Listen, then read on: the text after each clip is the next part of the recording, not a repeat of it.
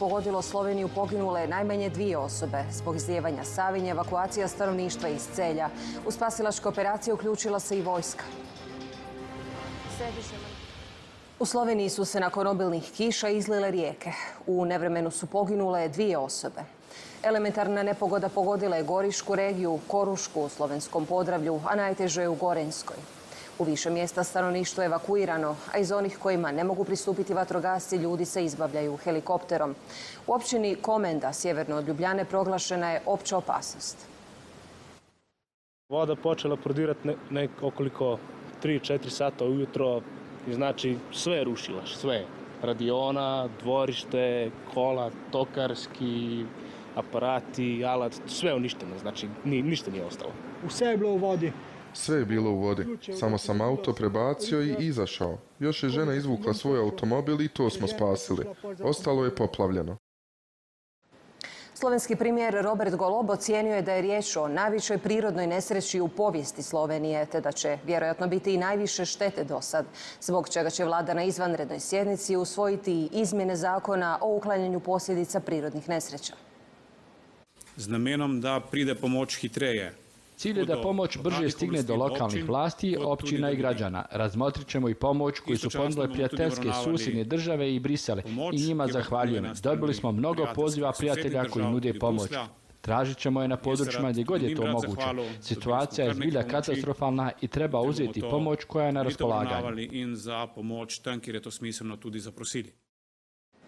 Kiše su premašile predviđanja, kažu meteorolozi. Vrijeme je išlo svojim tokom. Količina padavina u posljednjih 12 sati bila je, nažalost, još veća od onih najvjerovatnijih scenarija. Već u prvih 12 sati negdje je palo blizu 200 mm na metar kvadratni. Na vremenskoj stanici aerodrom Ljubljana-Brnik izmjerili smo 200 mm. Mislim da nikad u jednom danu na ovoj stanici nije palo toliko kiše od kad se vrše mjerenja.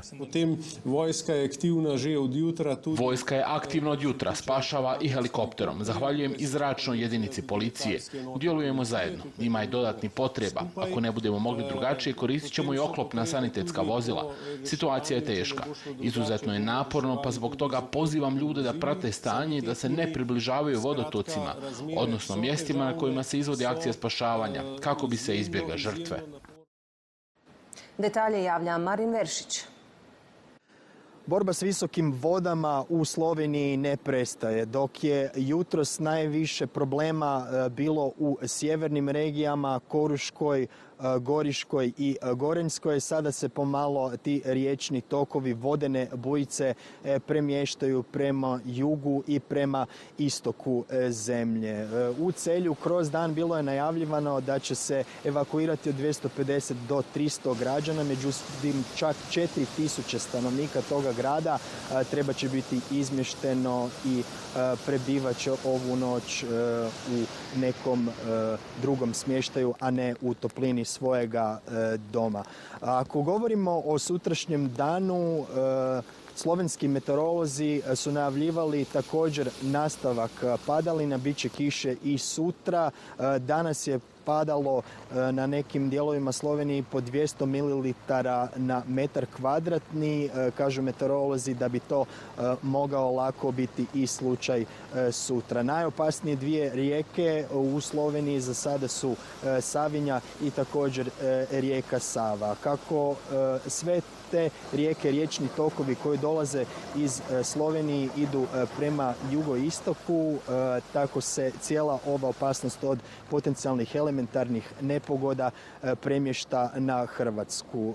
Tako je Zoran Đuroković, direktor Hrvatskih voda, rekao da bi Mura sutra mogla zabilježiti rekordne vodostaje. Osim toga, pratit ćeš sve što se događa i sa vodostajima Drave. Sava je u Zagrebu već počela rasti, izašla je iz svog korita. Upravo zbog toga otvorili su retenciju na Lonjskom polju i oteretni kanal Sava-Odra. Međutim, zbog toga neke su ceste odsječene, tako da svi vozači trebaju tražiti alternativne pravce. Ako govorimo još o Hrvatskoj, Istarska županija, Primorsko-goranska kao i Ličko-senjska označene su crvene na meteo alarmu. u Karlovcu s druge strane, gradu na 4 rijeke, vodostaji nisu porasli toliko visoko, tako da tamo nije bilo većih problema. Kroz dan zabilježeno je jedno veliko nevrijeme u Slatini kod Opatije. Slilo se jako puno kiše koja je padala u relativno kratkom vremenskom roku, tako da je bilo toliko vode da je ona jednostavno izbijala iz šahtova. Kako će dan sutra izgledati, to ćemo još vidjeti. U svakom slučaju ovdje u Sloveniji premijer Golob prekinuo je svoj godišnji odmor. Sutra je sazvao izvanrednu sjednicu svoje vlade u 13 sati. Prije toga u 11 će biti i Vijeće za nacionalnu sigurnost. Iz nuklearne elektrane Krško priopćili su da bilježe jedan neobičajan događaj zbog podizanja vodostaja rijeke Save, zbog velike protočnosti vode. Međutim, za sada su se oglasili, rekli su da nuklearka radi sasvim sigurno i da ako bude ikakvih promjena da će obavještavati javnost o tome što se događa.